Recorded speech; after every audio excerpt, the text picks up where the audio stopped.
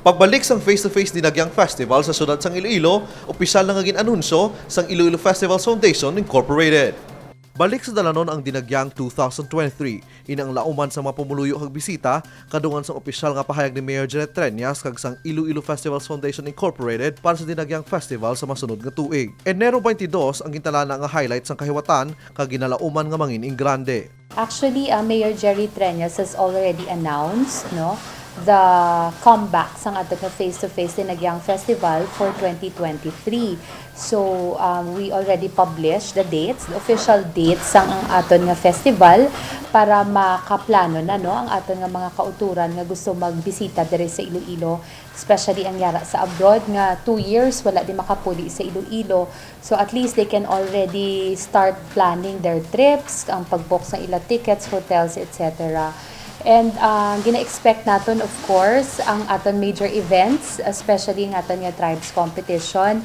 Magabalik na ini sa dalanon kay for 2 years nasaksihan ta lang sila online.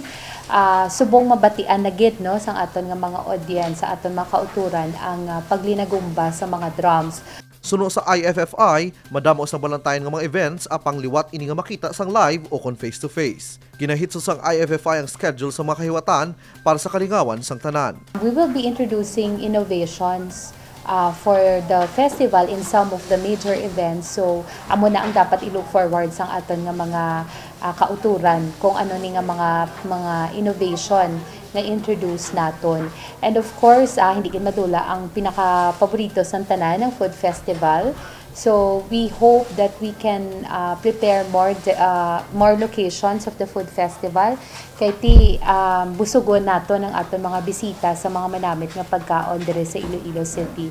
Madamo pa sang i-anunsyo ang IFFI para sa dinagyang 2023 gani magbantay sa mga social media platforms para sa pinakaulihi nga updates. Ang social media will still be there as part of our promotion, sa mga different activities. So watch out lang sang aton nga mga kauturan ng mga announcements sa social media page ni Mayor Treñas and the Iloilo Dinagyang official Facebook page for further announcements of the different activities naton. Tema sang dinagyang 2023 amo ang pagpasalamat bangon sa pagbalik sa dalanon matapos ang 2 ka tuig nga pandemya. Kevin Patrick Casipe para sa Level Up Patrol. Kaso sang gastroenteritis kag cholera padayon nga nagasaka. Napatay nadugangan sang isa. Ginatutukan sa karon sang lokal nga panguluhan ang pagpabaskog sang kampanya sa syudad batok sa acute gastroenteritis bangod sa padayon nga pagdugang sa numero sang kaso sang nasambit nga balatian. Santo sa pinakauli nga datos kag ginpagawa sang Iloilo City Health Office, naglabot na sa 419 ang kaso sang gastroenteritis samtang nahimo na mga napulo ang napatay matapos sa dugangan sang isa. Nahimo naman nga 12 ang kumpirmado nga kaso sang cholera matapos madugangan sang 4 ang na-record. Padayon man sa koordinasyon ng Iloilo City Health Office kag compliance team para sa pag-monitor kag inspection sang water refilling stations kag mga bubon sa syudad sang Iloilo. Yesterday we have 393 cases, but right now we have an increase of 26 cases. The distribution sang cases naton, number 1 man gihapon ang Mandurriao District, ang Molo District, Molo followed by Tansa and Arevalo. We also have city proper nga Santo Rosario, Lapus, and so the breakdown: 3 cases added to Molo, 5 cases added to Arevalo, new cases, 2 cases added to city proper Santo Rosario, and for Tansa District we have 3 new AGE cases. For Haro 1, there is none additional case. Haro 2, may 2.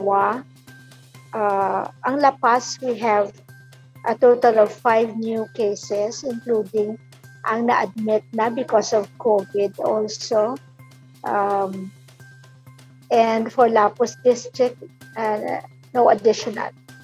Sa karon, nagapadayon ang pag-inspeksyon sa mga water refilling stations, lakip na ang mga shallow kag deep wells. Nahibaluan, nagmando na si Mayor Janet Treñas nga dapat bulanan ang water potability test sa mga water refilling stations para masiguro nga hilway ang tubig nga ginagamit o kung ginainom. Pila sa mga rason sa pagsirado sang isa ka establishmento amo ang wala sang business permit, sanitary permit kag wala nakapasar sa water potability testing. Padayon man sa pagpanugyan ang lokal nga panguluhan nga pasiguraduhon sang pamuluyo ang katinlo sang palibot kag mag-aligmat sa ginakonsumo nga pagkaon kag tubig. Importante ang paghugas ng kamot o kung pagbubukal sang tubig nga ginagamit para makasiguro. Kevin Patrick Casipe para sa Level Up Patrol.